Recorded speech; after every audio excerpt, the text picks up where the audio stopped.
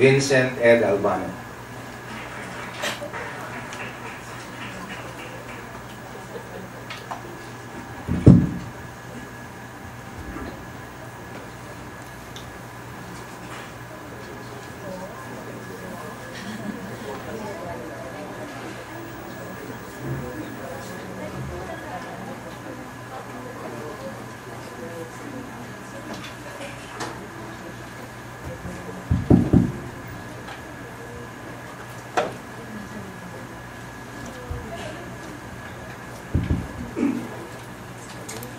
Okay, tama nga naman. Even if classes would have been held yesterday, it would have been probably impossible for me to reach this place because of that traffic situation. So, what we will do now to remedy the situation that happened yesterday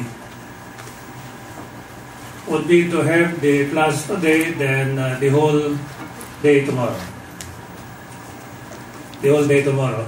Anyway, I've already taken up the rules in adoption. We just had a review of the same. We've already taken up the rules in names and surnames. So that shortens the lecture in persons and family relations.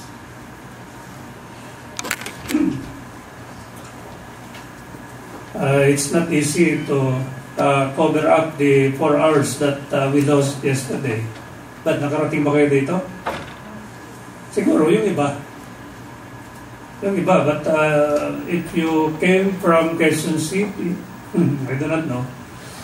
You came from Quezon City at about 3:30, that would have been impossible.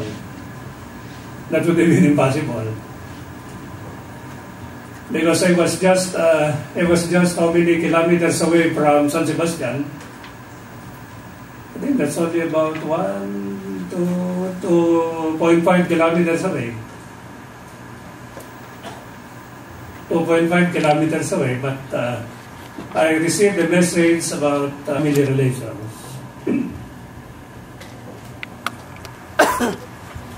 But let us start with the preliminary part of the law.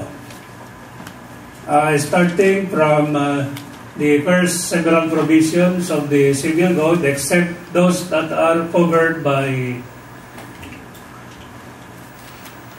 remedial law, because if you look at the independent civil actions up to prejudicial question, then these are covered by the rules in criminal procedure.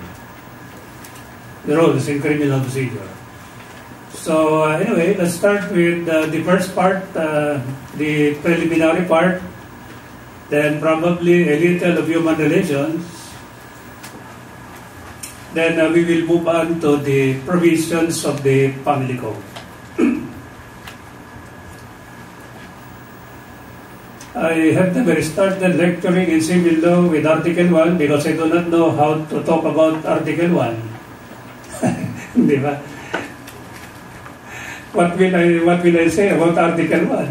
So I've always said for the more than 30 years that I've been lecturing, I have always said no question will be asked. I'm sure of that. Di ba? I'm sure of that. Even if you will be an examiner, I doubt if you can create a problem out of it. A decent problem.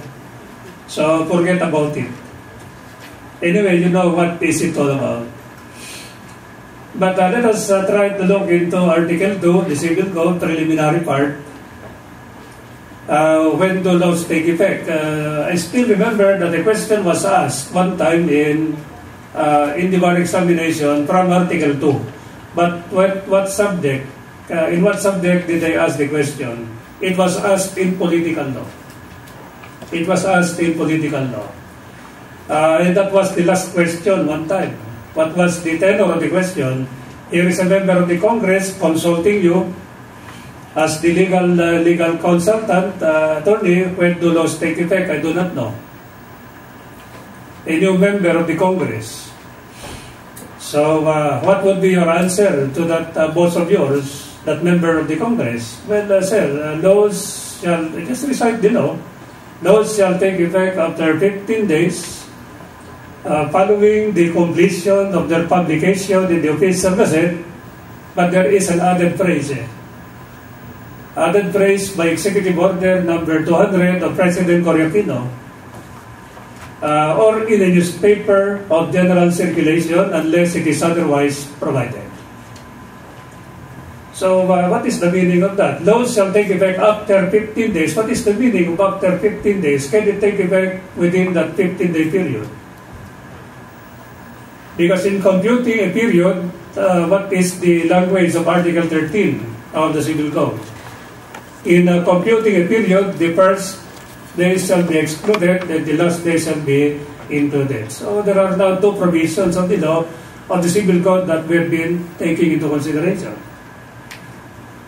So if the law is silent as to when it will take effect, then it will take effect in accordance with Article 2 of the Civil Code. Meaning, it will take effect after 15 days following the completion of its publication. And why did President Cory Aquino put an amendment into the law or in a newspaper of general circulation? Well, because of the fact that the newspaper is widely read as against the official gazette. Do you, or how often do you read the official gazette? I doubt. Di ba? I doubt. Because ako mismo, I have not seen the official gazette for the last how many years? Unless you are waiting for something that you have published in the official gazette. That is the reason behind that Executive Order number 200 that phrase or in a newspaper of general circulation. That's why there are times when we read in the newspapers the whole text of a particular law that has been approved by the President. So that is it. But the controversy there is may a law become effective immediately? Yes, why not? If the law provides that it will take effect immediately, so the problem now is, suppose President Aquino signs the bill today. Do you mean to say that it will become effective immediately? No, we cannot dispense with the requirement of publication. So immediately after publication, then the law will become effective because we cannot dispense with the requirement of publication. And what is the reason behind the fact that we cannot dispense with the requirement of publication, the due process clause in the Constitution? That knowledge that the Supreme Court in the case of Tanyada versus Tavera said that the reason behind the publication of the law before it becomes effective is the due process clause in the Constitution. Why?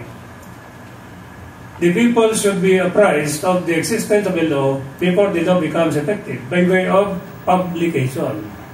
But people might say, but I do not read the newspaper. I do not read the newspaper. I only read the horoscope. Baka sakali manalo ako sa loto. Baka manalo ako sa loto, horoscope, kaya tataya na ako ngayon. Or I do not read the newspaper except sports. Kasi natalo na naman yung team ko. Sabi mo, talo na naman. Diba? Kaya hindi ko na binabasa yung newspaper, talo naman yung team ko. Ba't ko pamamasahin, di ba? Ayun, that's it.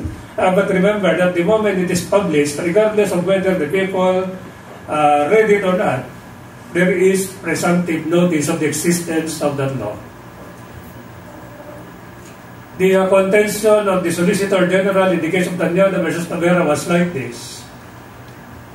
There is no need for publication because of that phrase unless it is otherwise provided. Because remember that during the time of President Marcos, there were decrees that were not published by the government. So that Senator Tanyada, Lorenzo Tanyada, went to court and filed a petition for mandamus to compel Secretary Tavera to publish those laws or those decrees that were issued by President Marcos. But the OSD contended that there is no need, Your Honor, because of the fact that that phrase exempts the law from publication. No, the Supreme Court said The Supreme Court said that that phrase, unless it is otherwise provided, does not exempt the law from publication, because the publication goes into the due process clause in the Constitution, because it is not fair for the people to be bound by a law that they have never known, whether actual or constructive knowledge of the law. But what is the meaning of that phrase? I've already said that. This law shall take effect immediately. So if it is already published, then we do not wait for the 15-day period to lapse anymore. Or it may provide that this law shall become effective after 100 days, or after 30 days, or after 1 year, or 1 year after its publication. That's the meaning of that phrase, unless it is otherwise provided. Because the moment the law has been published, there is now actual or constructive knowledge of the people that the law exists. Then comes Article 3. What is Article 3 of the Civil Code? Ignorance of the law excuses no one. So, what is the reason behind the provisions of Article 3? That at the moment there is already publication, there is now actual or constructive notice of the law, then ignorance of the law is now impossible. It's just like saying that by reason of public policy, you can no longer invoke ignorance of the law, because there would be disorder in our society. So, we try to interrelate the provisions of Articles 2, 3, 13, and Executive Order number 200 issued by President Corazon Aquino. So there are 4 laws that must have to be taken into consideration in taking into consideration the provisions of Article 2 of the Civil Code. Now, let us look into one important part of the law. May a law be given retroactive effect? Well, of course, if you look at the provisions of Article 4 of the Civil Code, the provisions of Article 4 are worded in the negative sense. Because the law says that laws shall have no retroactive effect. So the basic rule is laws are prospective in nature. But the exception is unless it is otherwise provided. So the general rule, as I've said, is prospectivity. Exception is retroactivity. May a law be given retroactive effect? Yes, if the law provides for retroactivity. What is an example of a law that provides for retroactivity? The law that we are about to take up. Is it not that under the provisions of the Family Code, the Family Code is retroactive in character? But if you are going to retroact the provisions of the Family Code, what is the condition for its retroactivity? The Family Code can be given retroactive effect, but subject to the condition that there should be no impairment of vested rights. One of the clearest examples here is the case of an adoption proceeding that was filed under the old law. What was the law then under the provisions of Presidential Decree number 603, the Child and Youth Welfare Code? The Child and Youth Welfare Code provided that if a man and a woman were married, then both of them can adopt. The man alone can adopt, and the woman alone can adopt. Those were the 3 scenarios under the provisions of that law. So if you were married then, you can jointly adopt. The man can adopt alone, the woman can adopt alone. But in this particular case of Republic versus the Court of Appeals, there was a situation where the woman alone filed the petition for adoption. It was granted, but that was the old law. Now, problem. When the Family Code went into effect, they came across the Family Code. What is the requirement of adoption under the provisions of Article 185, Paragraph 1 of the Family Code? The original version is with the use of the word must. The husband and wife must jointly adopt. That is Article 185, Paragraph 1 of the Family Code. Now the problem is, they went further, reading the provisions of the Family Code, they came across 256. And what is 256? The Family Code is retroactive. as provided for by it. So, they filed a petition. The woman filed a petition for the rescission and or declaration of nullity of the decree of adoption that was granted under the old law. What was the basic reason? Because the Family Code provides for its retroactivity. And that the provision of Article 185 of the Family Code, Paragraph 1, which provides that the husband and wife must jointly adopt, is also a procedural rule. And what is the meaning if it is a procedural statute? It is also basically retroactive in character. And what is the reason behind the retroactivity of a procedural statute? Well, the reason there is because there is no vested right in the rules of procedure. So, the Supreme Court said, yes, the Family Code is retroactive because the literal provisions of the Family Code will tell us that it is retroactive in its application. And we agree also with you that the requirement of a joint adoption of the husband and wife is a procedural statute. Therefore, generally, it should be given retroactive effect. And therefore, if you are going to consider the fact that it is retroactive in character, void. Okay, because it is as if it were the law at the time the woman filed the petition for adoption alone. And yet, if you retroact the first paragraph of 185, then it should have been a joint adoption. Therefore, it's not valid. That was the argument. Okay. We agree with you that the Family Code is retroactive. No problem. Because of its literal provision. Second, we agree with you that the requirement of the joint adoption is also a procedural statute. Therefore, it is retroactive basically. Now, question. Answer as honestly, counsel. Assuming without admitting that we are going to retroact the provisions of the Family Code, what will happen to those rights that are acquired by the child who has been adopted by this woman? Answer, honestly, Your Honor, the child will lose everything, Your Honor. Will lose the support, yes, Your Honor. Will lose the love, respect, etc., etc., yes, Your Honor. And foremost among them, will lose the right of inheritance, correct? Yes, Your Honor. Therefore, if vested rights would be failed, then even if the law is procedural and therefore it should be given retroactive effect, or even if the law provides for its retroactivity, then it cannot be given retroactive effect if vested rights would be impaired. That is where we are going to consider the fact that a law provides for its retroactivity but subject to the condition that there should be no impairment of vested rights. Whether the law is substantive or procedural, there should be no impairment of vested rights.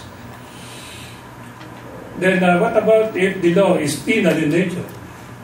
If the law is penal in nature, what are the conditions for the retroactivity of a penal statute?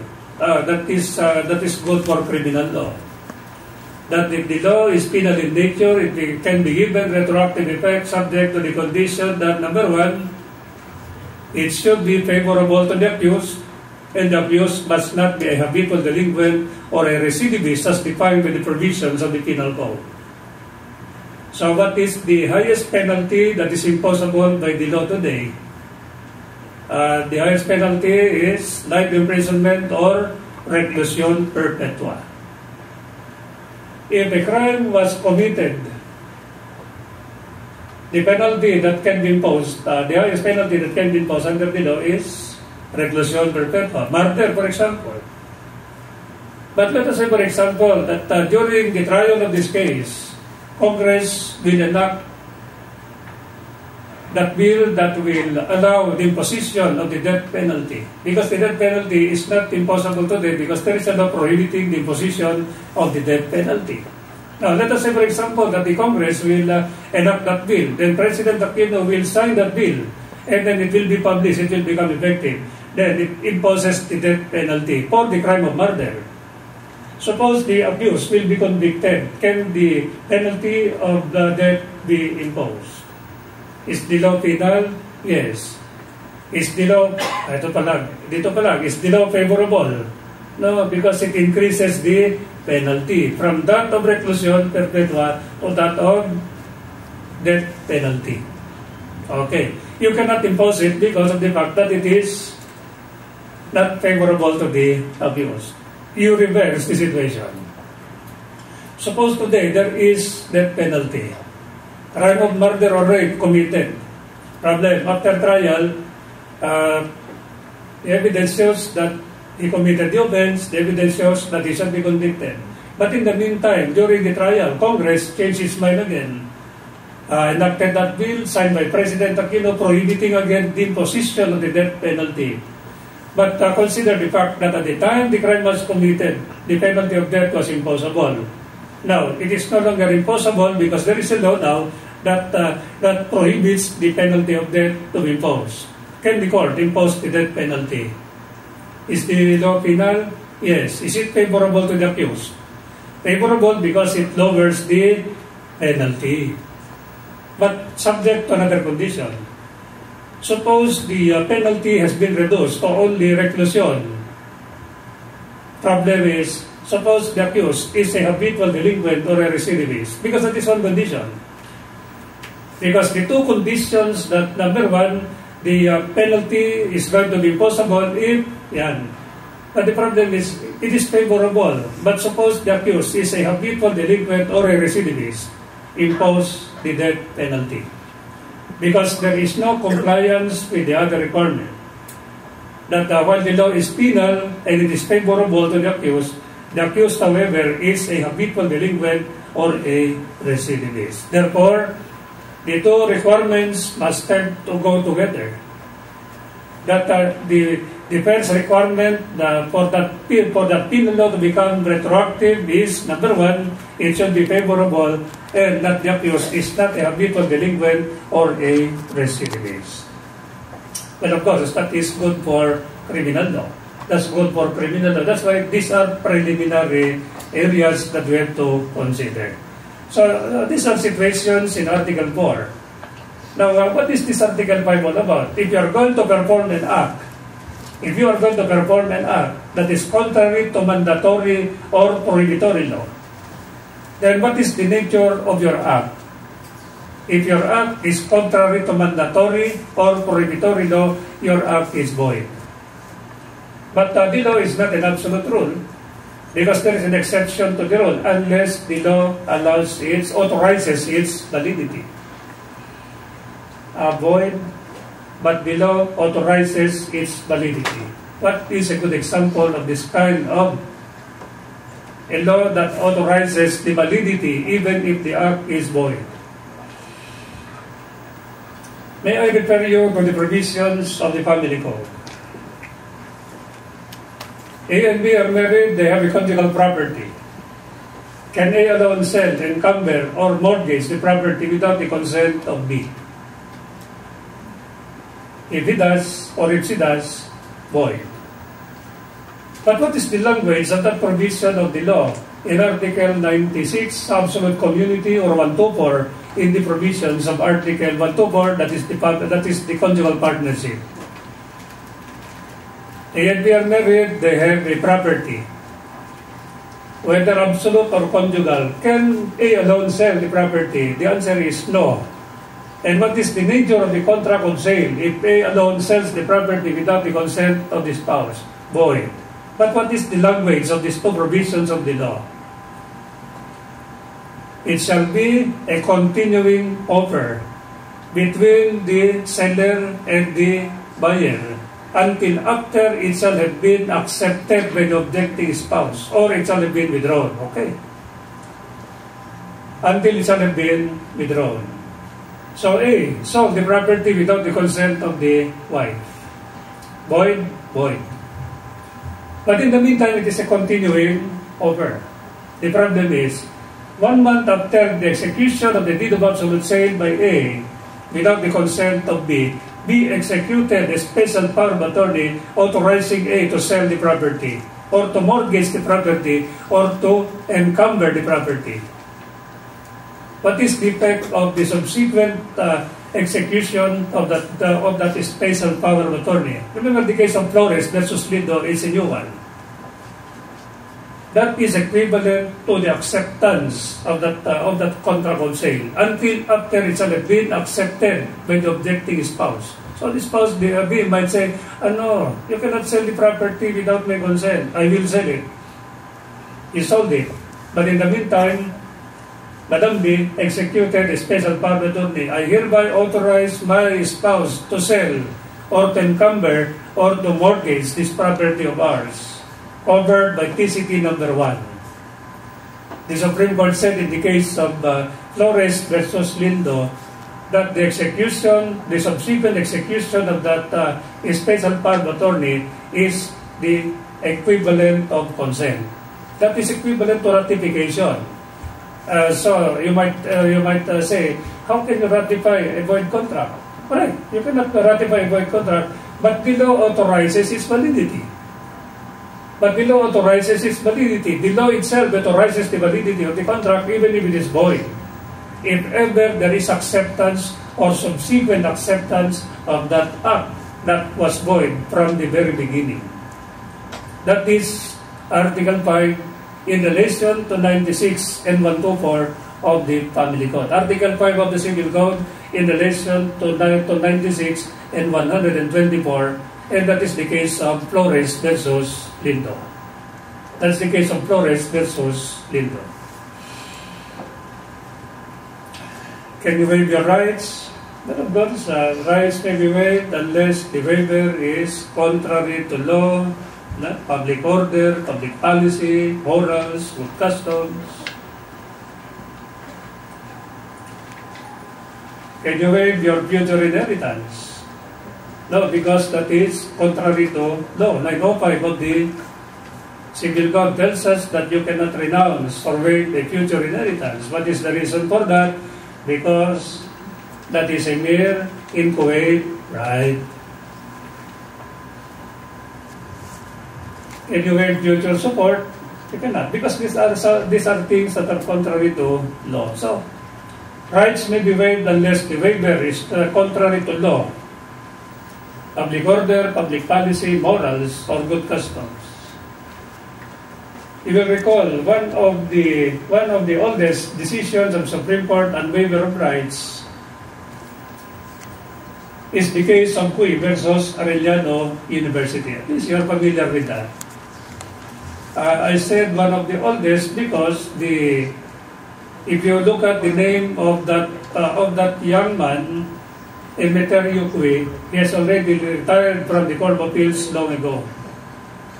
I have not seen my friend Justice Emeterio Cui. But then the problem is that, is it not that you enrolled at a school, you were granted a scholarship, everything was provided. You are provided with everything, including clothing, including housing, including allowances, everything was provided for. But there was a provision in the contract, there was a clause there, that you cannot transfer to another school while the scholarship is still ongoing. If you will transfer, what is that? Ayaw to refund. Pakalagyan ba with interest and penalties, etc., etc. Now the problem is, that fellow wanted to transfer to another school.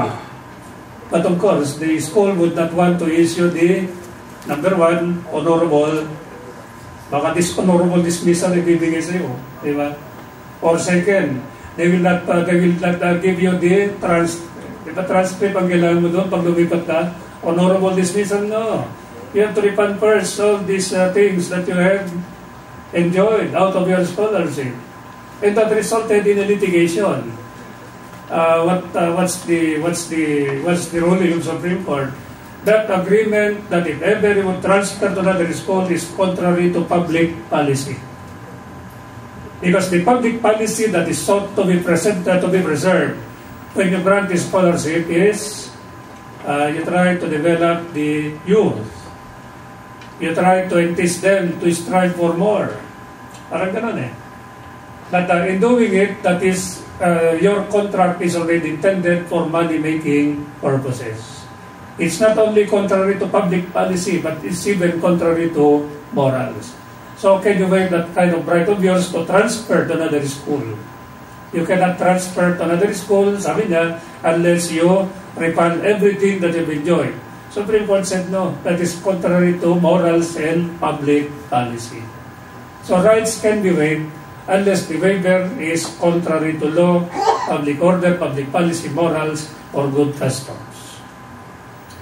Remember that controversy in the case of the Allied Banking Corporation, where there was a lease contract over the soul, for example. You are the owner of the soul, you leased it to Mr. X. But what was the provision of the lease contract? That the lessee is hereby granted the exclusive right to renew the contract under the same terms and conditions provided for in the original contract. So you granted the exclusive right to renew. Here comes now the exclusive right being exercised. I'm now exercising my right to renew the contract under the same terms and conditions as provided for in the original. But then the owner of this role contended that exclusive right to renew the contract cannot be done by you alone. I am going to renew the contract under the same terms and conditions. Sabi ng lessor, agreed. But you have to include the other provisions like 1, 2, and 3. If you insist, what law are you violating? You are violating the principle of mutuality of contracts. But then the contention of the lessor was this: is not the exclusive grant to renew the contract void? Why? Why is it that you are saying that it is void? Is that not violative of the principle of mutuality, that the renewal must have to be upon mutual agreement of the parties? But Supreme Court said, but you granted the lessee the exclusive right to renew the contract. There is nothing in the law that prevents you from doing so.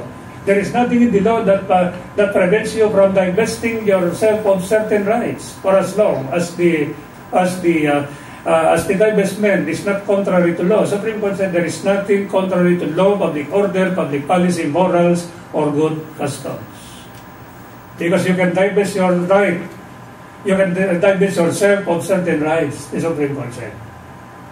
Especially so that it was voluntarily agreed upon. Therefore, if you insist that the other provisions should be included in the renewal of the contract, then it is the lessor who is violating the principle of mutuality of contracts in the provisions of Article 1308 of the Civil Code.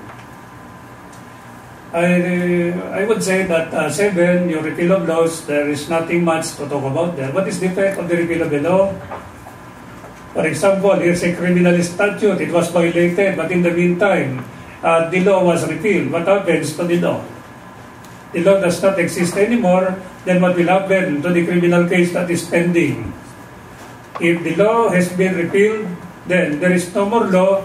What is that in criminal law? There is no more crime. There is no more criminal. So that you're going to dismiss the same, because the repeal of the law has the effect of the situation where the state loses the power to prosecute. Pero not so much about it. What about these judicial decisions? What judicial decisions will form part of the legal system? Decisions of the Supreme Court. Decisions of the Supreme Court. Because remember that if there is or there are decisions of the Supreme Court interpreting the law or the Constitution today, let's say, for example, that the Constitution, a part of the Constitution is going to be interpreted for the first time today, after several decades of its existence. Then that interpretation is considered as forming part of that provision of the Constitution as of the time of its promulgation. It is just a mere expression of the contemporaneous intention of the party. It's just a mere expression of the contemporaneous interpretation. It becomes a part of that law. Expression lamang ng intention of the framers. So the contemporaneous interpretation becomes a part of the law as of the moment of its enactment or promulgation of the Constitution. That's why if there are times that the Supreme Court is confronted with a very difficult constitutional or legal problem, what do? They invite this amicus curiae. They invite the prominent members of the Constitutional Convention, and they would be given some briefing. This is how we intended this word to be, Your Honors. So they invite the prominent members. If there is such a thing that the Supreme Court would like to be clarified about, and it is a very difficult question, then they invite experts to give their positions before the Supreme Court.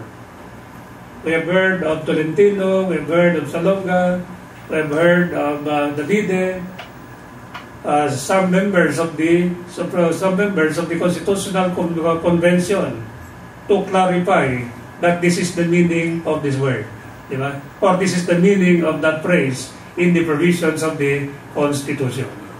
So they will decide, and that decision is a mere expression, diba? That is already covered by the intercalations, the speeches during the Constitutional Convention. Yan, itatrace nila yun. That is why whenever you make your position in the Congress, so you're the sponsor of a bill, medyo delikado yung bill, because it might be the subject of scrutiny at a future time. Be careful with your language. Kasi hindi kino-correct yung journal, Hindi kino-correct yung journal. Kahit na mali yung yung pagkasabi mo, mali pa rin yung journal. Hindi ine-edit yung journal. It is published as it is. Kasi naka-record yan delikado ka kung ano-ano sinabi mo doon. But then, that is the situation in Article 7, Article 8, ito, 9, 10, 11, 12. 9, 10, 11, and 12, you have to consider that because of the question, what is the middle name of an adopted child?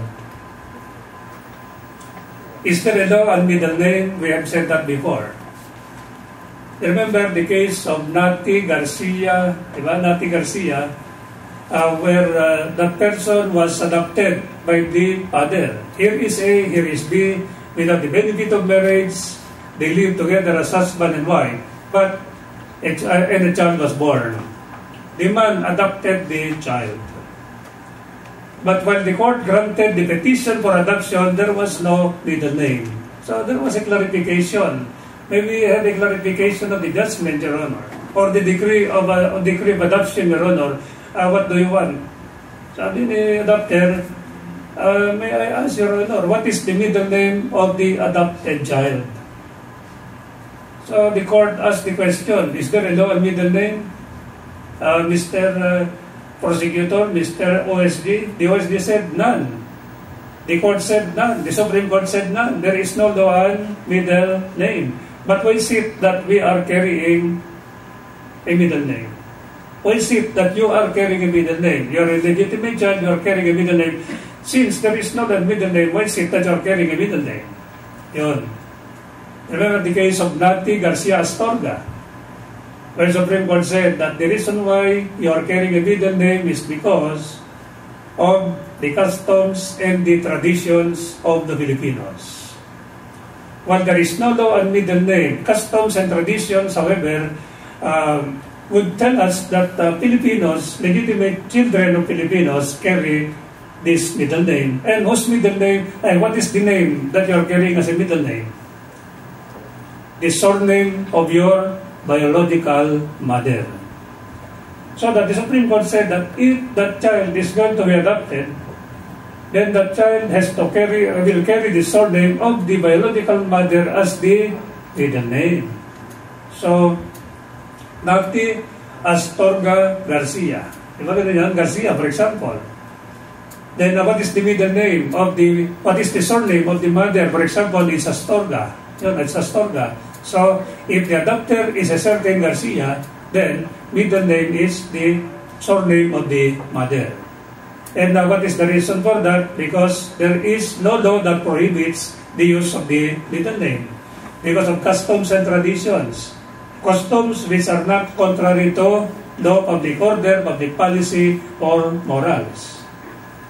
So you're going to carry the surname of your biological mother. And what is the reason for that? Also, in order that it will not be very difficult for the child to establish her relationship or his relationship with the biological mother in case the issue of succession will arise. For the reason that even if the child has been adopted by another person, then that child would remain to be an intestate heir of the biological mother. Problem. Suppose the child is a foundling. Suppose the child is a foundling and you were the judge. You're going to render that judgment, the decree of adoption. Judgment is hereby rendered, etc. Granting the petition for adoption, pero walang middle name. I still remember a judge of Manila. A lady judge of Manila, when I was talking about this in the lecture before the RTC judges, one time, that was long ago, there was a question. There's a question. Suppose, sabi niya sa akin, suppose the child is a foundling, what middle name will I put? If I will grant the petition for adoption, I said, none, Your Honor. None, Your Honor. And she was insisting that there should be a middle name. Sabi ko, Your Honor, please, we have just said that there is no law on middle name. No law requires us to carry that middle name. Even if the child is legitimate, there is no law that requires a child to carry a middle name. But if the child is a foundling, how can you put a middle name? Biological mother, hindi mo naman kilala kung sino ang mother. Inilagay doon sa harapan ng bahay mo. Umuulan kagabi, buti nga nabuhay eh. Di ba? Umuulan kagabi, sa awa ng Diyos, very healthy pa rin yung bata, nakangiti pa sa iyo kaninang umaga. So you adopted the child. And what is the middle name? Pero mapilit yung judge bibiroin ko sana, kaya lang, mukhang magalit. Sabi ko, if the child came from the DSWD, and the DSWD gave consent, then we put the middle name, letter D. Letter D, DSWD. Juan de la Cruz, Juan D. de la Cruz. What is D? DSWD. Biro lang yun. Pero baka magalit pa sa akin. Pero there is no law on middle name. When you carry middle name, it's because of the fact that the law does not allow it, the law does not prohibit it, because the customs and the traditions of the Filipinos would allow us to carry the middle name, or the middle name as the surname of our biological mothers. 9, 10, 11, and 12. 13, we've already taken up the most important part of that law. In computing a period, because we have to tell ourselves that there are 30 days in a, and there are 365 days in a year, except if it's a leap year. Palagay ko naman, pang grade 1 lang yun. Hindi naman pang lawyer ito But the important part is the last part of that Article 13. That in computing a period, the first shall be excluded and the last shall be included. Then 14, again, that is part of a preliminary part of the law. In criminal law, penal laws and those of public safety and security shall be binding upon all those who live or sojourn on Philippine territory. And of course, there are exceptions to the rule, because there are practices of international law and treaty stipulations. Like for example, yung mga accepted principles of international law, what happens if an ambassador of the United States would commit a crime in the Philippines? Do we arrest him? Do we sue him? Do we prosecute him? Do we incarcerate him? No, because there is that immunity. That is a practice in international law that is accepted.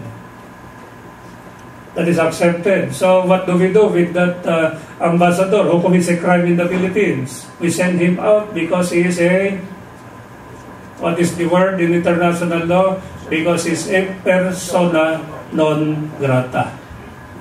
Mr. Obama, President of the U.S., we are sending back your ambassador because he is a manyak. Manyak. No. Do not use that word banyak. That is not a word in international law. Unless it has become accepted. Kasi meron din tayong problema. Di ba yung consul sa Canada, it's a problem. It's a problem. a problem, then he might be recalled because there are allegations of sexual harassment. Ganon. But then the problem is practices in international law or even treaty stipulations. But where are we going to start with civil law? Yung 15. Yung 15. That is the part of the law that becomes very important. Yung 15. Kasi everything that we have said earlier are only preliminary situations. That penal laws and laws of public safety, whoever you are, except if you are governed by an exception or immunity, diplomatic immunity, you are governed by Philippine law. Wherever you are in the Philippines, regardless of who you are, except if you are governed by treaty stipulations or you are governed by accepted principles or practices in international law granting immunities to certain individuals. But look at the provisions of Article 15. That is where civil law starts. Penal laws, 14, di ba? So what about these provisions of Article 15? Those relating to family rights and duties, as well as the status and condition of Filipino citizens. The status, condition, and legal capacity of Filipino citizens shall be binding upon them even though they are living abroad. So that is a very important part of the law. You can forget Articles 1 up to 14, especially during crucial period. But don't forget 15, 16, and 17. Kasi naman preliminary lang. Pero kung minsan may tinatanong dyan sa itaas. Laws relating to family rights and duties.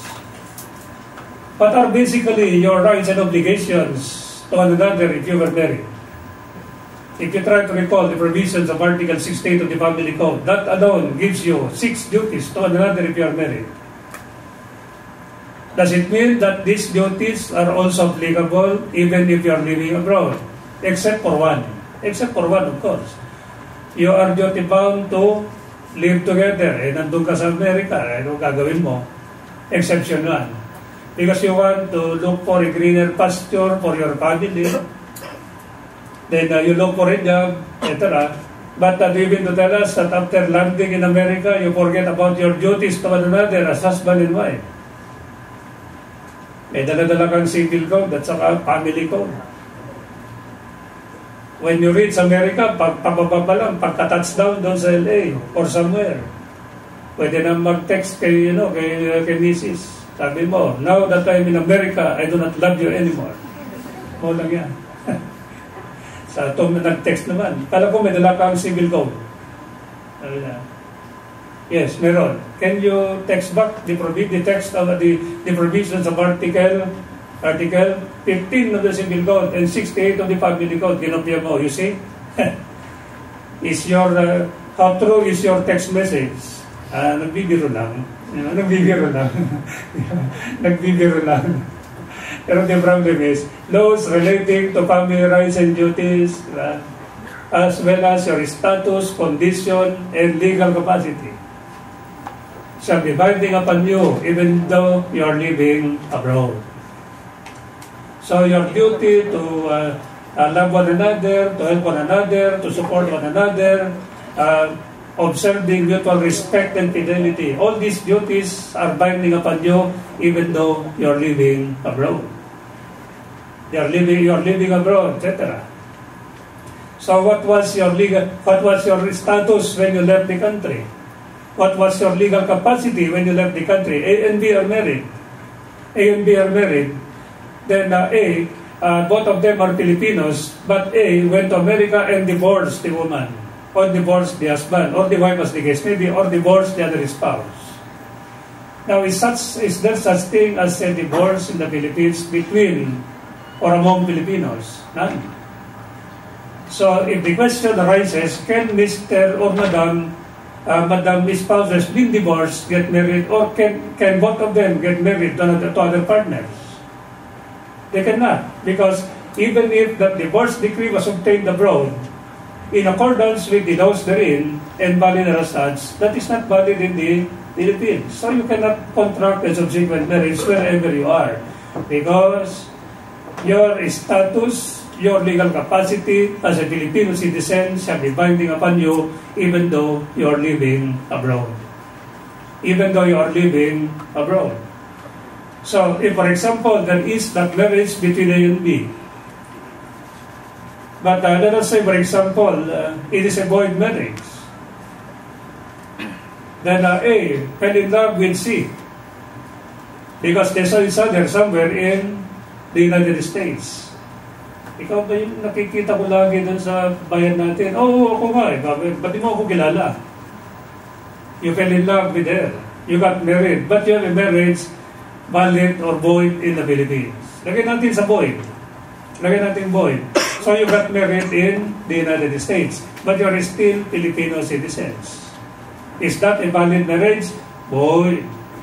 That's a void marriage because a void marriage is even a legal impediment to remarry. Why is it that a void marriage is a legal impediment to remarry? Because of Article 40 of the Family Code. And what is Article 40? What does Article 40 tell us? It says that the absolute nullity of a previous marriage may be invoked for purposes of remarriage on the basis solely of a final judgment declaring such previous marriage void. So what was your status? What was your legal capacity? Did you have the legal capacity to contract marriage when you left the country? None. But my marriage was void. Why can I not get married? Now, because of the fact that under Article 40, you have to go to court first to have that void marriage declared void before you can contract a subsequent marriage. I hope you remember that situation in the case of Mercado versus Tan and other cases. You remember that case of Mercado versus Tan? A void marriage was contracted in Bacolod. Why is it that I said a void marriage? Because A and B both from Bacolod got married, but there was no license. Is the marriage valid? Void. Because in the absence of one of the formal requisites of marriage under Article 3, that is void. Then, after the marriage was celebrated, that man went to Cebu and got married to another woman. Is that a valid marriage? That is not a valid marriage. Why is it that it is not a valid marriage considering the invalidity of that first marriage?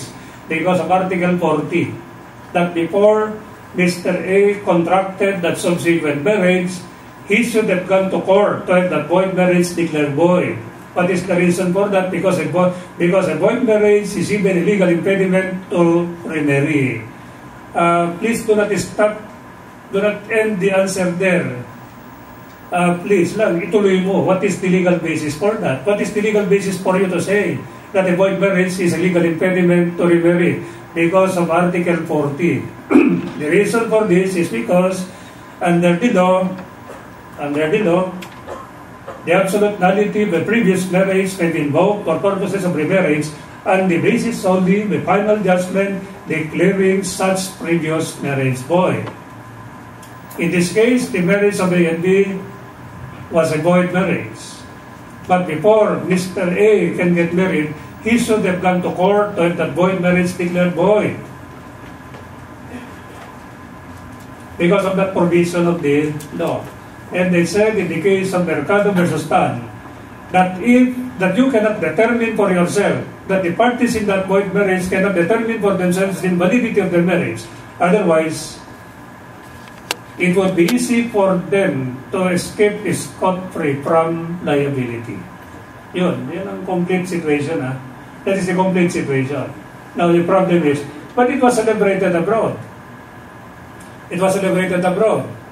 The marriage of A with Madam C, it was celebrated abroad in accordance with the laws therein and valid as such.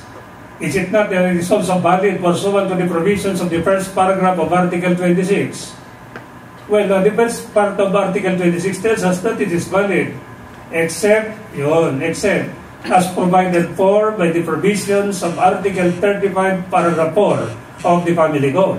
What is Paragraph 4 of 35? Bigamous marriage. Is that a bigamous marriage? Yes, as determined by Philippine law. So, yun pa rin. Diba? Yun pa rin. That is still the situation. Before Mr. A got married to Madam C, he should have gone to court and that void marriage declared void. Because a void marriage is a legal impediment to remarry. It is true that it was celebrated abroad, and it is valid when it was celebrated, but because it was celebrated in accordance with the laws therein. But it is equally true that he should have gone to court first before he contracted that subsequent marriage, because a void marriage is an impediment to remarry based on the provisions of Article 40 of the Family Code. Or let us say, for example, that there are two minors. Both of them are Filipinos. They went abroad, they fell in love, they got married. Valid, when it was celebrated, valid, void, because they did not have the legal capacity. Because what is the marriageable age of Filipinos? Pursuant to Article 5 of the Family Code, Article 5 tells us that you must be at least 18 years of age. But they were minors at the time the marriage was celebrated. Is that a valid marriage? Void. The reason? Because they did not have the legal capacity to contract marriage when the marriage was celebrated. Under the law, yun. Marriages that were celebrated abroad between Filipino citizens in accordance with the laws therein and valid as such shall also be valid in the Philippines. But merong exception, except as provided for by the first paragraph of Article 35. What is the first paragraph? Walang legal capacity because they were below the age of 18. They were below the age of 18. What determines the validity of the marriage? Well, it is true that it is valid when it was celebrated. It is equally true that it is void in the Philippines because they did not have the legal capacity to contract marriage. And what is the marriageable age of Filipino citizens? Wherever they go, 18 under Article 5 of the Family Code. So even if valid when it was celebrated, void in the Philippines, because what determines the legal capacity of Filipino citizens is not the law the place where the marriage was celebrated, but it is determined by Philippine law. Do not stop there, please. Do not stop there. Tuloy mo. Ano yung tutuloy mo? What is the legal justification for that? Because laws relating to the legal capacity of Filipino citizens shall be binding upon them even though they are living abroad. So that's it. So if there is a divorce decree that was obtained between Filipino citizens, even if valid when it was obtained, the Filipinos cannot contract a subsequent marriage. Exception, if it is a mixed marriage. If it is a mixed marriage. Now, mixed marriage under Article 26, Paragraph 2. If there is a mixed marriage between a foreigner and a Filipino citizen, and the foreigner obtained a decree of divorce capacitating him or her to remarry under his or her national law, then that Filipino shall likewise be capacitated to remarry. Okay. A foreigner got married to be a Filipino. A obtained a decree of divorce capacitating him or her to remarry under his or her national law. Is the Filipino likewise capacitated to remarry? Under the circumstances, the Filipino shall likewise be capacitated to remarry. Now, that mixed marriage, if you trace the history of that phrase, mixed marriage, what is the intention of the framers of the Family Code? That mixed marriage, as per the intention of the framers of the Family Code, is like this: it should have been mixed from the very beginning. You look at the deliberations of the framers of the Family Code. They intended it to be mixed from the very beginning. So, when the marriage was celebrated about a few minutes ago, that was supposed to be a mixed marriage. Well, that is exemplified by the case of Republic versus Ioy in Cebu. You remember that Cebuano getting married to Cebuana, and that woman went abroad. Then that woman embraced American citizenship, became a naturalized American citizen. Then that woman divorced the Filipino. and that woman got married. Question, can the Filipino get married? Well, as simple as that. That's the case of Republic versus Iyoy. Let us go to the decision of the Court of Appeals. Let's go to the decision of the Court of Appeals. In the case of Republic versus Iyoy. Kasi ang sabi ng Court of Appeals, can I get married, Your Honor, considering the fact that it was originally a Filipino marriage? But my spouse went abroad, became an American citizen, divorced me, and got married. Can I get married, Your Honor? Sabi ng Filipino. What was the ruling of the Court of Appeals? Let's go to the Court of Appeals para mas maganda. The Court of Appeals ruled, yes, gentlemen, you can get married. Because if you cannot get married, it would be unfair to you. It would be an injustice to you. Just imagine, from the point of view of Filipino, you are married, but your wife is already married to another person. Unfair. It is unfair, it is unjust if you cannot get married. That was the ruling of the Court of Appeals. Of course, the Office of the Solicitor General went to the Supreme Court.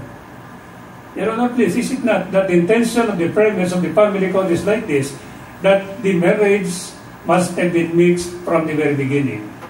Sabi the Supreme Court, the Republic versus Iyoy, yes, correct. It should have been mixed from the very beginning. Therefore, gentlemen, you cannot get married. Dura lex, sed lex. The law is the law.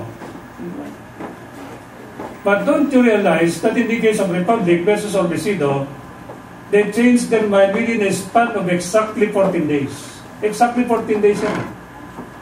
They changed their mind within a span of exactly 14 days. The same facts.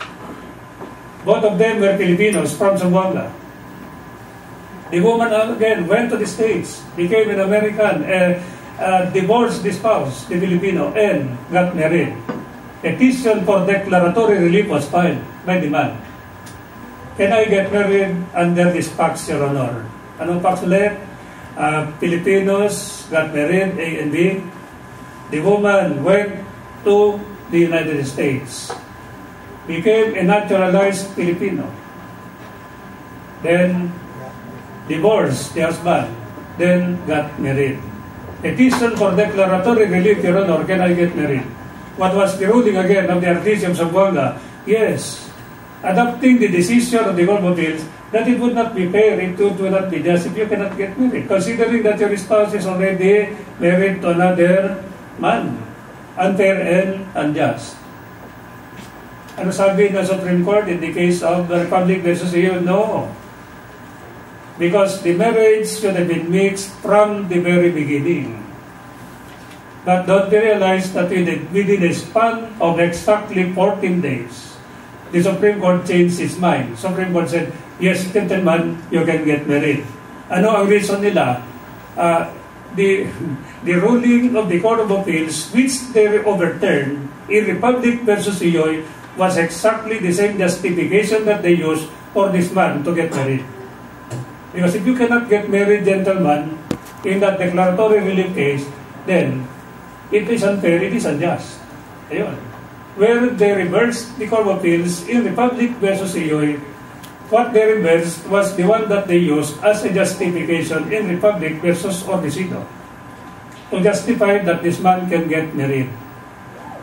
Because it is not necessary that it be mixed. At the time of the celebration of the marriage, they said, it is sufficient that it is mixed at the time the decree of divorce was obtained.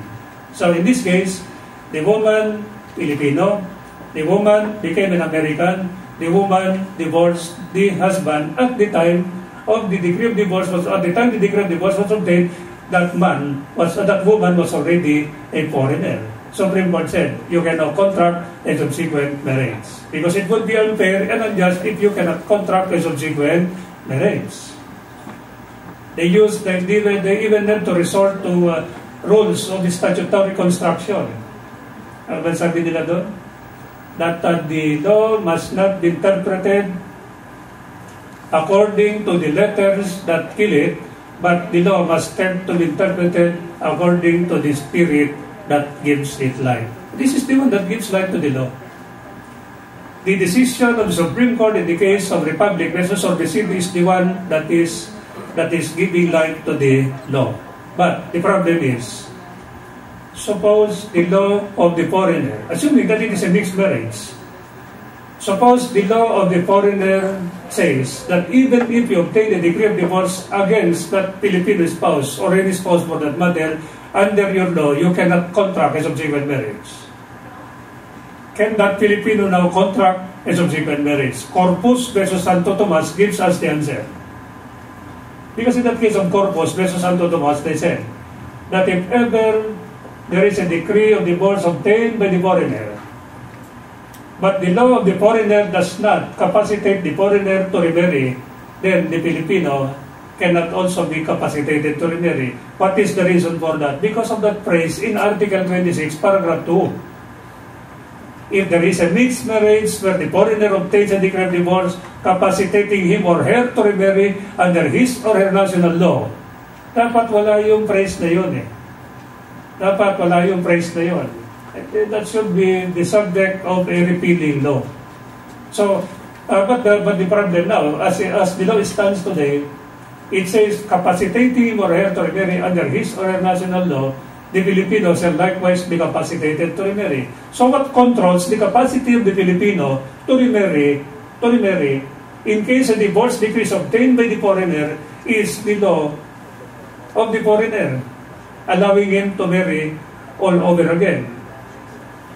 Why should we be concerned with the capacity of a foreigner? Should we not be concerned with the capacity of a Filipino only? So that needs to be the subject of a repealing law. Pero this the law as it stands today. So in the case of Corpus versus Santo Tomas, the Supreme Court said that if ever there is the decree of divorce, and that decree of divorce was obtained by the foreigner, if the law of the foreigner capacitates the foreigner to remarry under his or her national law, the Filipino shall likewise be capacitated. Otherwise, the Filipino cannot be capacitated to remarry. That is the unfair situation that is provided for by Article 26 of the Family Code. But let us say, for example, that A foreigner, B Filipino. After the decree of divorce was obtained, the foreigner was even very kind to the Filipino. I am sending you a copy, a certified true copy, authenticated copy of the decree of divorce that I obtained against you from the United States Court. Binigyan ka pa. The following day, you went to the local civil registrar. Oh, meron akong divorce decree. Coming from abroad, let us get married. Correct or not? No, you have to go to court and file a petition for recognition of a foreign judgment. Because the foreign judgment of divorce is not allowed in the Philippines. It must have to be recognized in the Philippines. There must be a petition for recognition of a foreign judgment. Ang problema dito, even if the foreign judgment is recognized in the Philippines, but the law of that foreigner does not capacitate him to remarry, useless. Diba? Because of that situation in the case of Corpus versus Santo Tomas.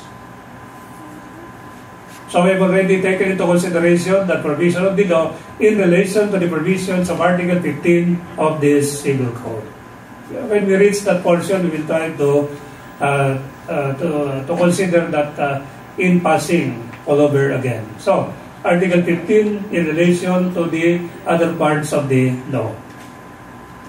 Because Article 15, as I've always said, is the umbrella of the marriage law.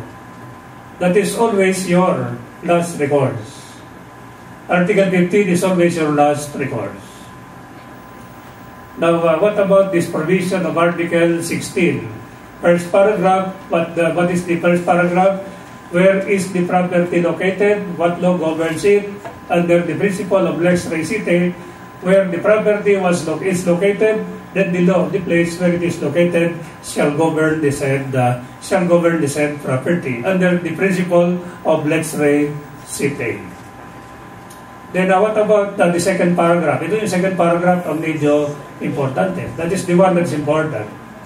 However, with respect to succession, whether testate or intestate, So, what are the aspects of succession that are governed by the national law of the person whose succession is under consideration? Second paragraph of Article 16 would enumerate the following. The following aspects of succession that are governed by the national law of the person whose succession under consideration are the following. Number 1, order of succession. The amount of successional rights, the intrinsic validity of the will, and number 4, it's not there in Article 16, paragraph 2, but it is found in 1039 of the Civil Code. The capacity to succeed. All of these aspects of succession are governed by the national law of the person whose succession is under consideration. Order, amount, intrinsic validity, capacity to succeed. So let us say, for example, we always cite an example even in your study of conflict of laws. A and B are Filipinos. They're having their vacation in the United States ending up to June 30. But A executed a last will and testament in accordance with the formalities prescribed by American law. By American law. What is American law? For example, only one witness is enough. Or 3 witnesses, but they do not need to subscribe it in the presence of the testator and of one another, with only one witness. Instituting only the wife as the sole heir. Pero wala namang ground for disinheritance of the 2 children, C and D. So, A and B, married with 2 children, C and D, are having their vacation in the United States. While in the U.S., A executed the last will and testament, instituting this Madam B as the sole heir. As the sole heir. Now, can that will be admitted to probate with only one witness? Yun. Hindi naman yung sinabi kung. Now, one witness, pasok yung Article 17. Because of the fact that under Article 17, yung application of the doctrine of lex loci celebrationis. Now, the problem is, let us go to this number 1 first. That he instituted as the sole heir the wife or the other spouse, but with 2 children in the Philippines. Can that will be admitted to probate? I suppose there is that on the part of the testator in the U.S. Then that woman then that heir, the woman, the spouse, goes to a foreign court, to an American court, and files a petition for the probate of that will. Can that will be admitted to probate? What will that foreign court do? Ano ba yung ano? Rainbow. Rainbow. Rainbow. Nakalimutan natin yung word. The rainbow. It sounds like rainbow. Items on arms. Diba? Items on arms. Rainbow. Ano yun? That question, whether that will can be admitted to probate, is thrown to Philippine law. Philippine law. What is your Philippines? What is your law on this matter? Bakit? Because here is a Filipino married with 2 children, legitimate in the Philippines. The man executed the will, instituting the spouse as the sole heir. Then the man died in the United States. Then the woman submitted this will to probate. It is now in my sala, sabi ng American court. Can I admit this will to probate? So anong sagot ng Philippine law? So kasi that question is going to be thrown to Philippine law. Philippine law, can I? Sabi ng Philippine law, the Philippine law tells him, no, Your Honor, do not admit that will to probate. Why? Because it is violative of the order of succession. Why? Who is number 1 in the order of succession? Legitimate descendants. Where is the surviving spouse situated? Where is your spouse situated in the order of succession in the law antestacy? Antestacy. Legitimate descendants, legitimate ascendants, surviving spouse. Mabuti nga, number 3 ka eh. Eh kung intestate pa, you're number 4, overtaken ka pa by the legitimate children, correct? Descendants, legitimate, ascendants, illegitimate, then surviving spouse. Number 3 ka lang pala. Kaya lang, nag-institute yung mister mo, to my number 3. To my number 3. Walang yan, number 3 ka lang pala. In fine letters, open and close parentheses, in the order of succession. Yan, in the order of succession. Ito naman number 3 ka lang. For number 4, hindi law and intestacy. But the problem is, what will the Philippine law tell the judge?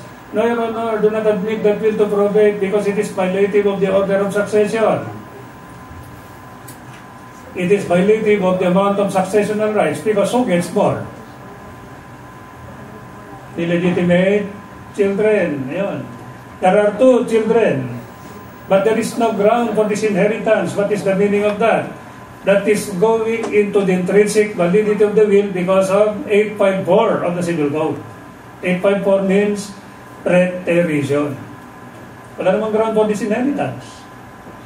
So, is that going to be admitted to probate in the Philippines or even abroad? It cannot be admitted to probate abroad. Because even if that will was executed in accordance with the formalities prescribed by the law of America, valid. Extrinsically, that is valid. But, is it going to be admitted to probate? Yeah. No, because it is violative of the order of succession, and because it is violative of the order of succession, and there is no ground for this inheritance, then there is preterition, and it goes into the intrinsic validity of the will. And you have to consider the amount of successional rights. Because all of these things are governed by the national law of the person whose succession is under consideration. So that is it. Or let us try to reverse it. Here is an American couple.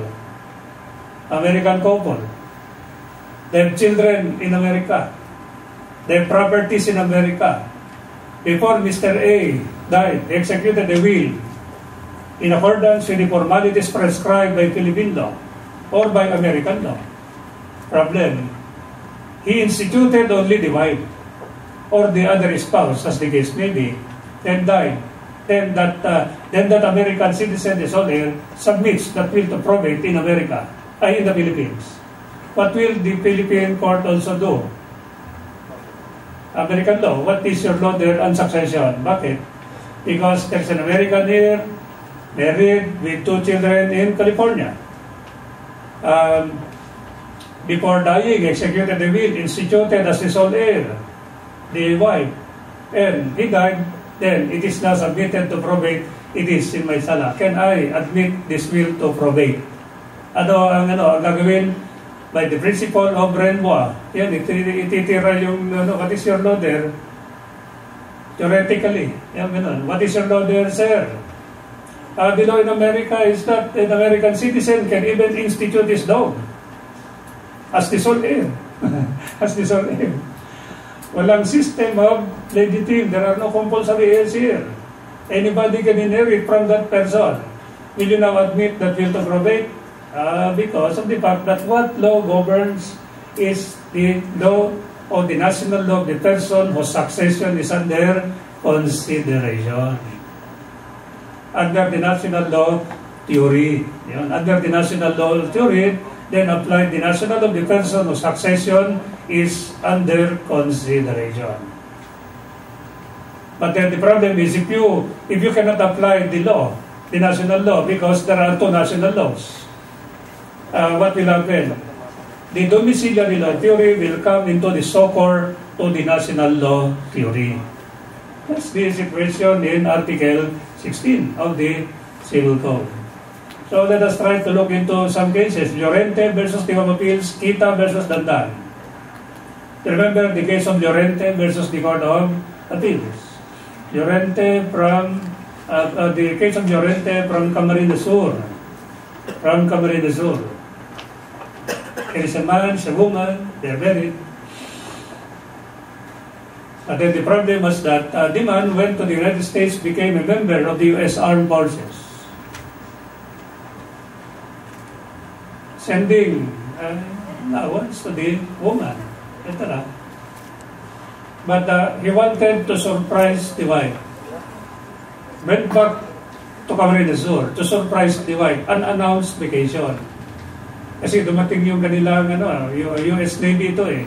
Then dumating yung kanilang barko. Yan, nag-dock doon sa Subic. Hindi naman sinabi na nandito ako sa Philippines. Went back to his house. Went back to the conjugal dwelling. Only to be surprised that the wife was cohabiting with his own brother. With his own brother. Ano ba yung biro ko nung araw doon?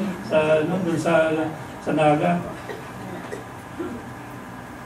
You went abroad, you became a member of the U.S. Armed Forces, you left your wife, you sent the allowances, but you're very kind to send your brother to school. Became a lawyer. Became a lawyer pa through your dollars. But when you came back to the Philippines, you were surprised that attorney is now cohabiting with your very beautiful wife. Sabi mo, you did not only become a lawyer, you even acquired my wife by accretion. By accretion. By accretion. By accretion. Sabi nung mga taga doon, sir, hindi naman accretion yun ha. Hindi, biro lang. Siyempre, biro lang yun. So what did the man do? He went back to the States, then divorced the woman, came back to the Philippines, piniro ko na naman sila, and got married to the twin sister of the former wife. Where the former wife was the nagpakasal ka. Sabi na, hindi naman niya tagalog, sir. Hindi, nagbibiro lang naman ako. It so happened that there was somebody who knew these two people from that place. Sabi ko, hindi biro lang yun ha. Dinadagdagan ko lang naman ng konti. But then the problem is, got married to another woman, then died. When the proceedings for the settlement of the estate of that foreigner came, then the former wife contended that I'm still an heir of this man who died. So the Supreme Court, how can you be an heir when there has already been a divorce decree obtained by your former spouse? The Supreme Court said, what now governs his, the disposition of his estate is no longer Philippine law, but it is now governed by the national law of that person, whose succession is under consideration. I was talking about that last will and testament with only one witness, but it was executed in accordance with the formalities prescribed by American law. Suppose that will was brought to the Philippines, and it was submitted to probate after the death of the testator. Can it be admitted to probate? Yes, because of the doctrine of lex loci celebrationis in Article 17 of the Civil Code. But if it was executed before a consular official of the Philippines in that place in America, then it should conform with the formalities prescribed by Philippine law, because that office of the consular official is a theoretical extension of the territory of the Republic of the Philippines. So don't forget those three provisions of the law. Don't forget, it can come from 15, it can come from 16, it can come from 17. It can come from 17. But at the moment it comes from Article 15, then the marriage law will come in. Then marriage will be passed. Then going into Article 19, the casual provision of the law, what is that? Every person must, in the exercise of his rights and in the performance of his duties, what are the standards of human conduct that are dictated by the provisions of Article 19. Whenever you perform an act in accordance with your duties, whenever you exercise a right, whenever you perform your duties, what are the standards of human conduct? You must have to act with justice. You have to act with, etc. Number 1, 2, and 3. Diba? act with justice, give everyone his due, and observe honesty and good faith. So whenever you're performing your duties according to the law, then do it in accordance with the law, without abusing your powers as a public official, for example. In the exercise of your rights, can you abuse your right? You cannot abuse the right of another person. Because for every right that you have, there is that correlative duty to respect the right of another person. You have to respect the right of another person. So this is the basis of the principle that even in the exercise of one's right and in the performance of his duties, if you abuse, then you can be liable for damages. If there is not abuse of right, what is one of the oldest examples of this by way of cases? Because you have to remember that basically ang bar examination ninyo will be case-based. Even the MCQs will be case-based. Okay lang. Sana qualified, ano? If your answer is A, explain. Sana ganun, no? Para, so you can defend yourself. So that even if B is the answer, sana, even if B is the answer, the correct answer, but you can defend letter A, may puntos ka. Di ba? May puntos ka. Sana yung qualified. Parang qualified. Gusto ko yun. Mas gusto ko yun. Qualified, ano ba yun? Qualified MCQ. Qualified MCQ. Anyway, what is the oldest case that we can recall? I always cite an example by way of going into that case of Belayo versus Shell. Diba yung Belayo versus Shell? You're all my creditors. I sent you messages. Let us have a meeting at the coffee shop or the Manila Hotel tomorrow at 8 o'clock. Okay siguro sabi nyo, siguro may pambayad na sa utang nito lokong ito. Bakit Manila Hotel? Bakit hindi McDonald's? Thank you for your presence. Thank you for your presence. I appreciate it very much. You can order the food that money can buy, but please pay for your own orders. Because I would like to make this announcement. I have no more money to pay you. Lang yan. Ba't ka nag-imbita? So that you will know that I have no more money. At least I'm honest. At least I'm honest. But I still have a jet plane. Meron pa akong jet plane. There at the etara. So what did you do? You agreed that you're going to sell that jet plane of mine. Di ba yun yung garage ng Belayo? And that you're going to sell, you're going to divide according to your credit. So if your credit is more, you get more. If your credit is less, you get less. That's your agreement. But one of the creditors assigned that credit in favor of another person who should be and attach the property. Di ba yun yung sale? Belayo versus Shell. Was there an abuse of right? Yes. Is your right as a creditor to assign the credit in favor of another a matter of right? Yes. But is it not that you have agreed to sell that property of mine? Yes. So you have the right, but you have a correlative duty to respect the right or rights of other people. And did you violate your right? Did you violate the rights? Yes. Can you assign the credit in favor of another? That was an abuse of right. Can you be made liable for damages? Can you be made liable for damages? Remember that situation in the case of Roberto Reyes versus the Court of Appeals. Sino ba si Roberto Reyes? From Bohol. And who is Roberto Reyes? The popular name of Roberto Reyes is Amay Bisaya. Di ba si Amay Bisaya yun? Si Roberto Reyes yun. Nung ko lang nalaman That is the case of Roberto Reyes. There was a birthday party at the top floor of that hotel. There was a doctor who was carrying something heavy, siguro gift to the birthday celebrant. Kilala niya May Bisaya, sabi niya May, "Uy, Dok, mabigat yata yan." "Oo nga, medyo mabigat. Tulungan na kita, Dok." Binuhat ngayon. Very accommodating, sumakay sa elevator, umakyat doon, pumasok, nilagay, then umupo doon sa table. Hindi naman imbitado ito.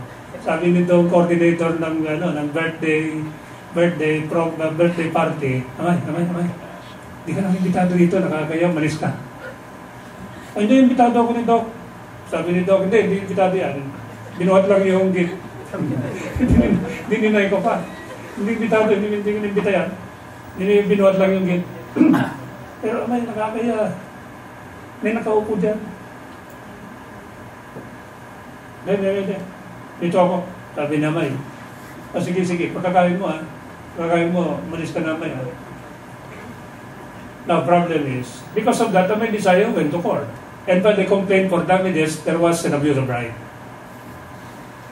For example, ganun ang pagkasabi ng coordinator, yung birthday coordinator, or program coordinator. But suppose instead of whispering to May, hindi naman bitaw dito, Islam, kakaya. Kung halimbawa, may microphone, "Oy, May Bisaya, malis ka dyan." Di ba? Hindi ka naman imbitado dyan di ba? Kung gano'n ang ginawa ng program coordinator, that would have been a different case of Roberto Reyes versus the Court of Appeals. Because there would have been an abuse of right. Pero dito, whispered, walang makakarinig. Mas kakaya ka dyan.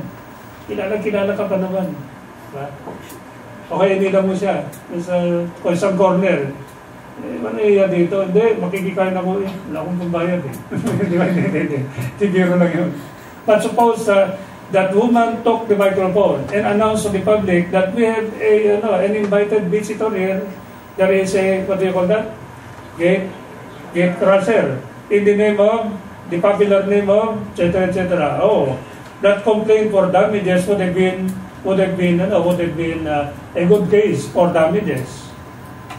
Were it not for the fact that we are being ousted from that hall was done in a manner that was in conformity with the standards that are provided for by the provisions of Article 19 of the Civil Code. That was an exercise of the right on the part of the program coordinator.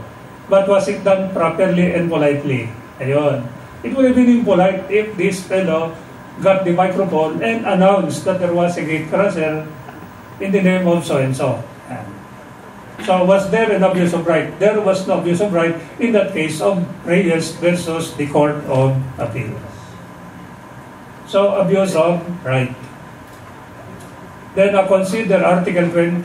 If your act is contrary to law and it causes damage to another, then you can be liable for damages. Well, the foundation of this is Article 100 of the Penal Code. Every person who may be liable, civilly, criminally liable, for a felony shall also be civilly liable. But this is without prejudice to the innocent, the presumption of innocence and based on the provisions of the Constitution. Every person who may be criminally liable for a felony shall also be civilly liable. That even if that person is acquitted, for as long as the acquittal is only beyond reasonable doubt, then that person charged with an offense who was acquitted beyond reasonable doubt can still be held civilly liable. I hope you remember the case of Mendoza versus Arrieta, where the Supreme Court said that if the acquittal is with a pronouncement that there is no basis upon which that civil liability may exist, then the accused cannot be held civilly liable. Can you imagine the case of Mendoza versus Arrieta? Vehicle number 1 at a stop position. Vehicle number 2 at a stop position. Vehicle number 3 was recklessly driven by Mr. C. Bumped the rear portion of number 2, post number 2, number 2 bumped number 1. Yan. Di ba yan ang Mendoza versus Arrieta? Problem. You're the driver and owner of vehicle number 1. but you sued the driver and also the owner of vehicle number 2 for imprudence resulting in damage to property. How can you sue that fellow for imprudence resulting in damage to property when the proximate cause of the accident was the negligence of the driver of vehicle number 3? What happened to that criminal case? The accused was acquitted with a pronouncement that there was no basis upon which that civil liability may exist. Still, you filed a separate civil action against number 2. Ito na yun. If the acquittal is beyond reasonable doubt, you can still hold that person civilly liable. But if that acquittal is coupled with a pronouncement that there is no basis upon which that civil liability may exist, then you cannot file a separate civil action. It happened in the case of Ching versus Dictao. Before noon time, I signed a check in the amount of 25 million pesos payable to Mr. A. I told my secretary, pakintay si Mr. A, because this is a check, the one that you prepared earlier, which is supposed to be picked up by Mr. A before or about lunchtime. Yes, sir. Gutom na gutom yung secretary, Mr. A did not drop by to pick up the check. It was already almost 1 o'clock, so the secretary went out. But when the secretary, together with the with the office owner, went back, sabi ni Mr. B, pinika ba yung cheque? Ay, alauna na ako umalis eh. Wala eh. Ba't wala dito? Ewan ko sa'yo. But later on, Mr. C sued Mr. B for estafa. Your check was dishonored. Your check was dishonored. Huh? Mr. C, you are the one who encashed the check. That check was not for you, but it was for Mr. A. So what was the defense on the part of Mr. B when sued for estafa? The check was stolen, Your Honor. And what was the ruling of the court? Acquitted. Period. But there was no pronouncement on the civil aspect of the criminal case. Kaya lang acquitted, period. Now the problem is, you appeal from the civil aspect, because not from the criminal aspect, because it would put the accused in double jeopardy. You appeal from the civil aspect in order to convince the court to award the 25 million. But what is the meaning of that acquittal?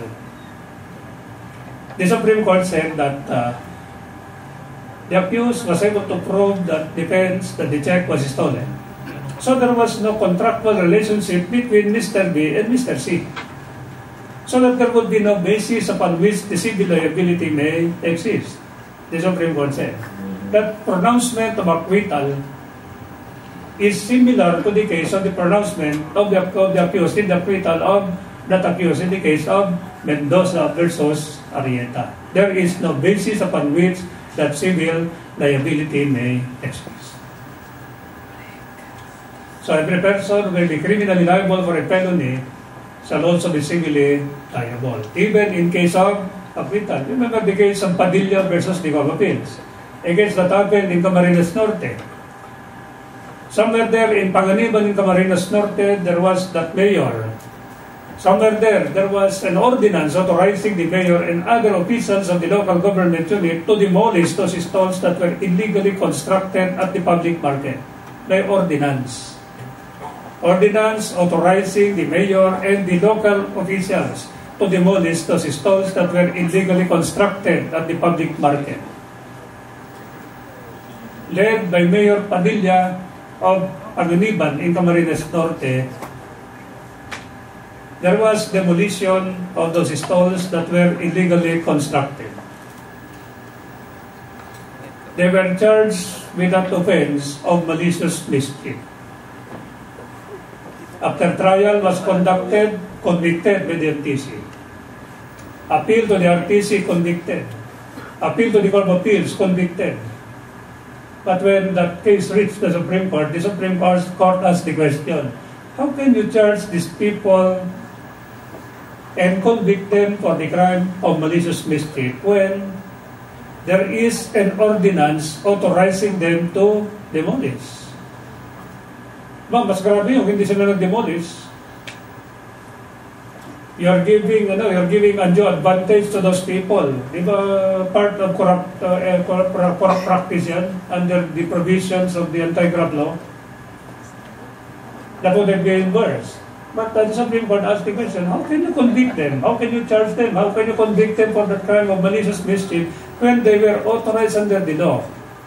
So they were acquitted, but it was acquitted beyond reasonable doubt. And they were held civilly liable.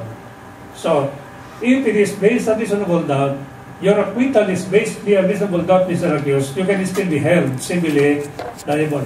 And why is it that they were held civilly liable? Because of the manner that they implemented the law. The manner by which they implemented the law. How did they demolish those stalls?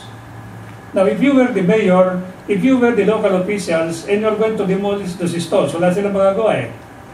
Then what would you do if you were the mayor? We are all these stall owners. Diba? Would you ask us to help you in the demolition so that we can save materials, etc., etc.? No, that was not done. And the manner by which the ordinance was implemented was something that was vexing upon the owners of the stalls. So sabi ng Supreme Court, it should not be malicious mischief because there was no intentional destruction of property. They were authorized to do so. If ever a crime was committed, it was not malicious mischief, but it should have been unjust vexation. Yan sabi ng Supreme Court. Unjust vexation, sabi ng Supreme Court. Pero, can you convict them for the crime of unjust vexation? That would have created a constitutional problem. But the problem is that the acquittal was beyond reasonable doubt, and yet they were held civilly liable because of the manner by which they implemented the ordinance. That was vexing upon the owners of those stalls that were illegally constructed at the public market in Panganiban in Camarines Norte. What about 21? 21, if you violate the right of another person and it causes damage to another person, but the act is something that is contrary to morals. Kasi yung 20, contrary to law. But what about in Article 21? That is contrary to morals. What is a good example of this? You can even ask the question, may a breach of promise to marry be an actionable wrong? Is a breach of promise to marry an actionable wrong? That's the basic question in this provision of Article 21. Well, by itself, that is not actionable. But in order that a breach of promise to marry may be actionable, there must be an act independent of that breach of promise to marry. Like for example, you promised a woman marriage. Both of you are single, both of you have legal capacity. You promised that woman marriage. And because of that promise of marriage by that man to that woman crossed that path of virtue. And in crossing that path of virtue, she submitted herself to the sexual desires of that man, became pregnant. But the man did not comply with the promise of marriage. Now, can you show that man now for breach of promise to marry? Was there an act independent of the breach? Yes. Yeah, that's it. But suppose the man, known to the woman, the man was a legally married man. Then that legally married man promised marriage to the woman. And that woman crossed that path of virtue, submitted herself to the sexual desires of that man, became pregnant. Can you sue that man for damages based on breach of promise to marry? So the inducement of for that woman to cross that path of virtue should be the promise of marriage. But how can there be inducement because of the promise of marriage when the woman knew that the man was legally married? I hope you remember the old case of U.S. versus Benaventura. That the man cannot be made liable for damages because the enticement for that woman to cross that path of virtue was not the promise of marriage, because the woman knew that that man cannot comply with the promise of marriage. But the enticement was mutual lust between the man and the woman. The Supreme Court said, in dismissing that complaint for damages on the basis of that breach of promise to marry. There must be an act independent of that breach of promise to marry.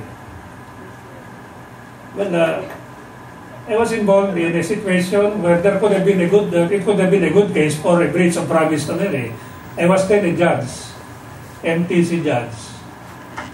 A friend of mine who is now a prominent member of the Congress, I'll not mention the name anymore, matitrace ninyo. Matitrace ninyo yung pangalan eh. At about 4 o'clock in the afternoon of a Friday, that man called me up. Sabi niya, pare, please don't leave your office in the meantime. Bakit? You're going to solemnize the marriage. They are there, within the vicinity of the City Hall of Manila.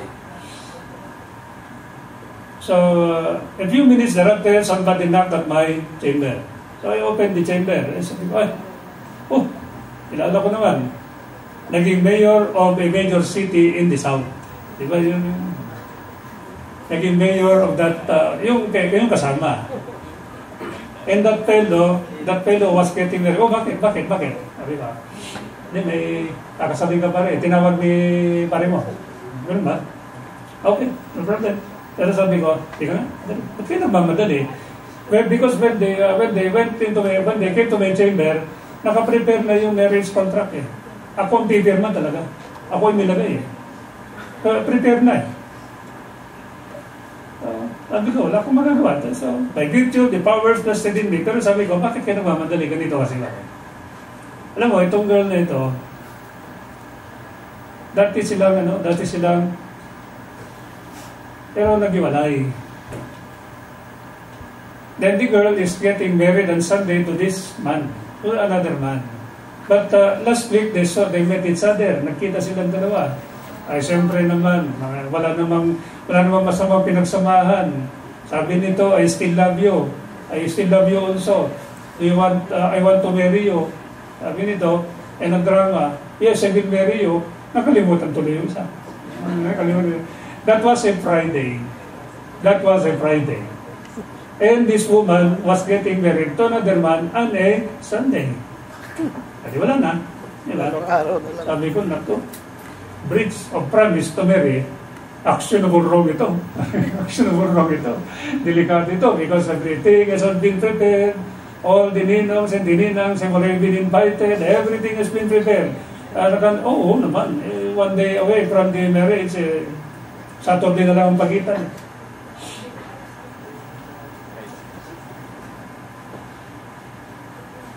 Just in case lang, sabi ko, magdemanda yung lalaki. How will you solve the problem? Sabi ko, how will you solve the problem? Magiging liable for damages ito. Sabi ko, both of you will be liable for damages. Sabi mga nandun, and then, bahala na si congressman. Because the father of that man who was getting married to this woman on a Sunday had a pending promotion for the position of general sa Commission on Appointments. And one of the members of the Commission on Appointments was the father of that man who got married to this woman on a Friday. Sabi nga, bahala na si daddy. Kasi kung umangal sila, hindi siya magiging general. Tama nga naman. So, when I conducted the review at UP in Cebu, they came to know that I was there, so they fetched me. The congressman was there. Uy, ikaw ba na dyan, sir? Okay. Doon ko itong dalawang ito eh. Ano yung settle yan? Hindi, kinausap ko na lang si Kernel. Kinausap ko na si Kernel. Ako na bahala doon sa kanyang promotion. Ako na yan. Hindi walang kaso. Di tapos. Tapos. But that could have been a good case for a breach of promise to marry. Di ba? Because there was an act independent of the promise of marriage. Because it was the woman who violated that promise of marriage. Diba? So, Article 21. Well, Article 22 is just an expression of the principle that you cannot enrich yourself at the expense of another. Then, of course, the rest of the things there would be covered by the rules in criminal procedure. Yung mga independent civil actions, then prejudicial question. What is a prejudicial question? Is it civil or is it criminal? Well, of course, it's a civil action. The issues in criminal and civil are interrelated with one another. They are intertwined with one another. That the resolution of the issue in the civil will determine whether the criminal will proceed or not. Ras versus Rasul is a good example. Ras versus Rasul is a good example. Where in that particular situation, I stole your title, I forged your signature and sold it to Mr. A. So you are looking for your title. So when you were not able to find your title, you went to court and filed a petition for the issuance of a duplicate in lieu of a lost one. You got it. And you sold it to Madam B. Madam B learned about the per se. So sabi niya, why did you sell it to me? For the second time. No, I sold it to you for the first time. No, I have a copy of the sale that you executed in favor of A. Ganun ba? Kaya pala nawala yung titulo ko. So what did you do? You filed the complaint to declare the contract of sale and the title void. In the meantime, Madam B filed the complaint against you for estafa. Can you move for the suspension of the criminal case on the ground of a prejudicial question? Yan ang Ras versus Rasul. Supreme Court said yes, because if you can prove that that contract of sale is a void contract because that signature is not your signature, it's a forged signature, then it will determine whether the criminal will proceed or not. Because it even preempts your acquittal or conviction. And suppose the court will say, oh no, this is your signature, delikado ka, convicted sa criminal case for estafa. That is a prejudicial question. But let us go back to the case of Mercado versus Tan. Is it not that there was a void marriage in Bacolod? But during the existence of that void marriage in Bacolod, then that man got married to another person in Cebu. A criminal case for bigamy was filed by that first woman against the man. In the meantime, you filed a complaint for declaration of nullity of the marriage on the ground that it was void due to the fact that there was no license. You move for the suspension of the criminal case on the ground of a prejudicial question. Supreme Court said, no, that is not prejudicial. You cannot even benefit out of your own wrongdoing. Remember the requirements, the procedural requirements of a prejudicial question in Rule 111 of the Rules of Court. Ano yun? The civil must be filed ahead of the criminal. In this case of Mercado versus Tan, it was the criminal that was filed ahead of the civil, the Supreme Court said. And furthermore, if you go to civil law, before you contracted that marriage in Cebu, you should have gone to court to have that void marriage declared void. Because that was a legal impediment for you to get married for the reason that you should have gone to court first to have that void marriage declared void. We will be here up to 9, so it's already halfway through. Then we can have a short break.